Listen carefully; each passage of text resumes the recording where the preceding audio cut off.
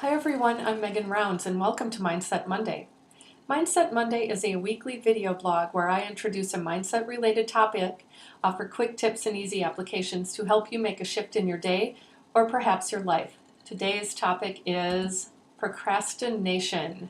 We've all been there before where we have something we want to do or something we feel we must do, and for whatever reason we are not getting it done. It feels like we've hit a wall. And then we start feeling kind of bad about ourselves, beating ourselves up because we're not doing what we think we should be doing. I have some things to say about procrastination. First of all, really all it is a label to describe a pause.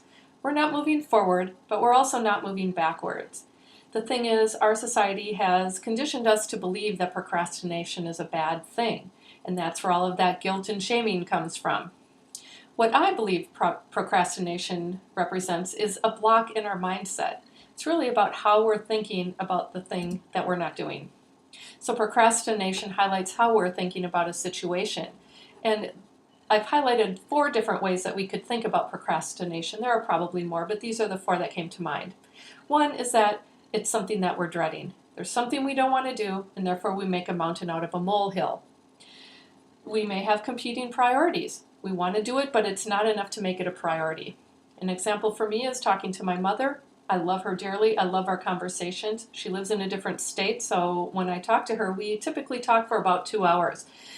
It's become to the point where on a busy weekend, when I think about talking to my mom, I also think about the 2 hours that it's going to take to have a nice, wonderful conversation with her, and I have other priorities that I also want to accomplish in the weekend, so I don't always call my mom. Another reason we may procrastinate would be fear. It's something we want to do, but we're afraid of, and we may not be aware of that fear. It could be, maybe we want to go skydiving. There we may actually be aware of the fear. Or it may be looking for another job. It could be, there could be any number of things. Learning a new language. Things where we anticipate a high learning curve. It's going to take a lot of effort. Or it's going to take a lot of time, or we aren't ready to receive turn downs if we're looking for another job, for example. And we may not really be aware of what's going on there, but it's what that thing is probably the thing keeping us from moving forward. And another reason for procrastination is just a general lack of urgency. So it's something we want to do. Let's say we have a presentation scheduled for 5 months out. And right now we're kind of like, I don't need to do it, right? So even when you think you want to get it done, until there's a sense of urgency, some of us really are challenged to do anything. And all of these things really point to pressure, different types of pressure, or a lack of pressure perhaps. So here are some quick tips to make a shift. First and foremost, go easy on yourself. Procrastination is a real thing, and even if we can't see it, we can definitely feel it. And the things that are associated with procrastination when we look at it as a bad thing is, that shame and that guilt that we give to ourselves. And it's draining and it's counterproductive, and that's exactly what we don't need when we're in a procrastination mode. So it's time to accept and just that, okay, I'm procrastinating. What's next? What do I do from here? And stop saying the word should. Should is just an instant guilt creator. Then another way to do it, or to move forward, is to make a list. Figure out what's really going on here. With procrastination, we have one definition, but there are all kinds of different reasons feeding into our procrastinating. So take the things that you're procrastinating on and categorize them into the 4 different reasons that I highlighted, or come up with some new reasons. But categorizing those things helps you to become super aware of what's going on. And you may be procrastinating on one thing because you're dreading it and making it a much bigger thing than it really is. Whereas another one, it may be that you have a fear of moving forward, or because you're not making it a high priority even though you'd like to accomplish it. Once you have an idea of what those different reasons are, you really can create some targeted strategies to move forward. If you're really into list making, you can also prioritize these your lists, so that you have an idea of, okay, if I had to do one thing at a time, I would start with this thing and start with that and then move on to that thing.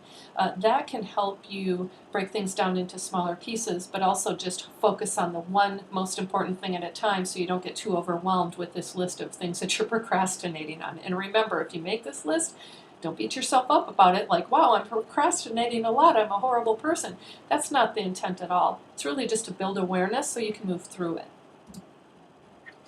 So, looking at the dread and fear categories, this is a quick tip these are some quick tips for that. So, the thing is to shift your mind and turn that mountain back into a molehill. So, take your task, whatever it happens to be, and break it down into smallest chunks or parts.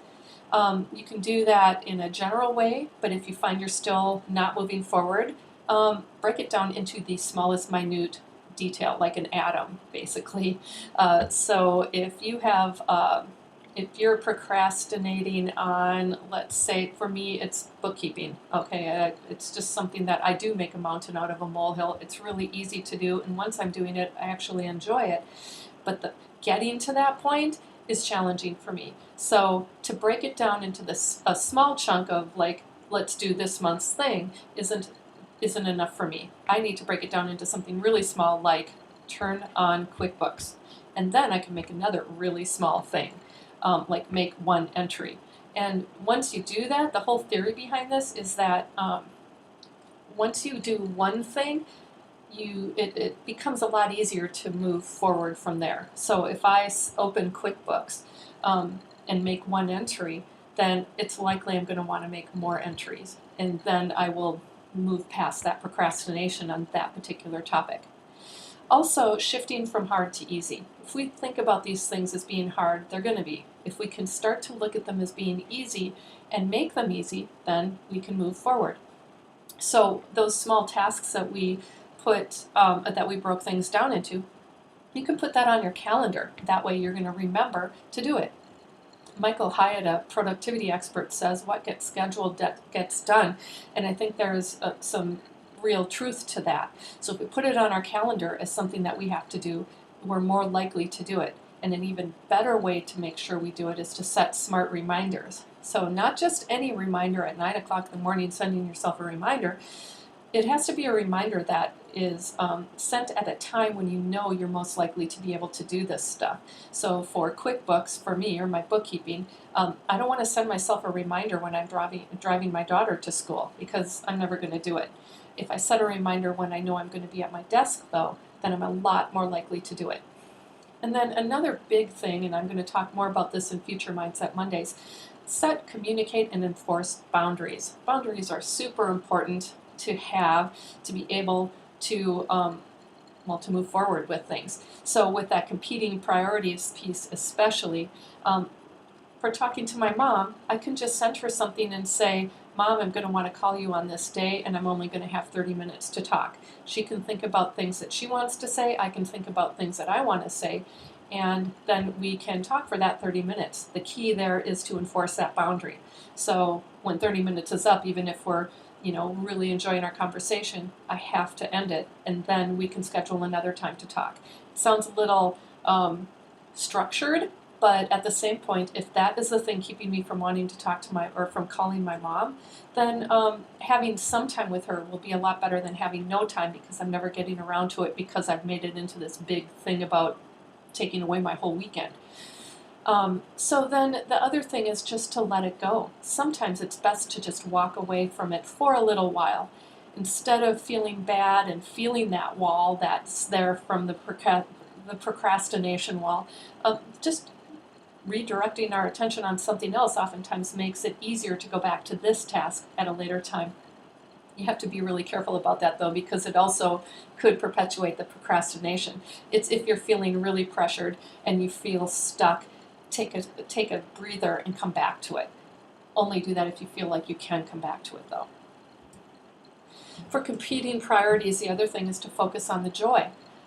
Focus on the positive outcome or the reason for wanting to do it in the first place. If I want to talk to my mom, that's really the important thing to me. I'm always thinking about the 2 hours, and that makes it a lot more difficult for me to get around to calling her. Yet I enjoy our conversations, so that's the thing to really focus on in order to make it happen. If it's a priority, then treat it as one. And if it isn't, then name it. So, if calling my mom isn't a priority, then I need to name that as a truth that, okay, it's just not as important to me to talk to my mom as it is to do these other things in the weekend. Maybe I can come up with another time or place to call her so that it doesn't have this competing priority feel to it. Or make it a priority. And then if it is a priority, treat it as one. For the sense of urgency part, a really great way to work on that is to create artificial deadlines. You can do this, you can set it up as, once I accomplish this task, I can do these things. So it could be, I'm not going to look at email or send or respond to email until after I've done this one thing, or I'm not going to go look on social media, or I'm not going to go out with my friends, or I'm not, it's like, if I do this, then I get that. It's kind of like a mini reward. And another thing is, if you have a hard time meeting your own expectations, but you're pretty good when other people expect things from you, then find an accountability partner. Explain the situation and explain to them how you would like them to follow up with you and hold you accountable. Having somebody else expect something of you may be the thing you need in order to move forward. And then last but not least, reward yourself for good behavior.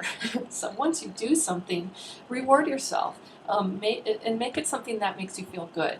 So, having a drink, well, it might make you feel good temporarily, but then you might end up with a headache, so that's not necessarily a great positive reinforcement. Do something that you really take joy in. Guilty pleasures work really well here. There are certain books that I enjoy reading that I hold off on until certain times of the day. You can set that up as being, once I've accomplished this task, then I can do this. Or once I've done my bookkeeping, then I can do the stuff that I really look forward to and enjoy doing. So if you put it before the stuff that you really love to do, then you can reward yourself. And the more positive reinforcement we have, the easier it is to do the task the next time around, because we're not going to think about it as negatively as we may do so now. I hope that these tips were helpful for you. If you want to make a bigger shift in your life, I have a new mindset program starting soon. It's called Mindset and Owner's Guide. I have a number of pre-launch specials. Well, not a number. I have one pre-launch special now available at a really discounted rate. That's only until the program goes live. Once it goes live, the cost goes up. So I encourage you to check it out. If you have any questions, comments, suggestions about Mindset Monday, if there are things you'd like me to cover, please do send me an email and let me know. Just remember, mindset is a choice. Choose a great one. Until next week.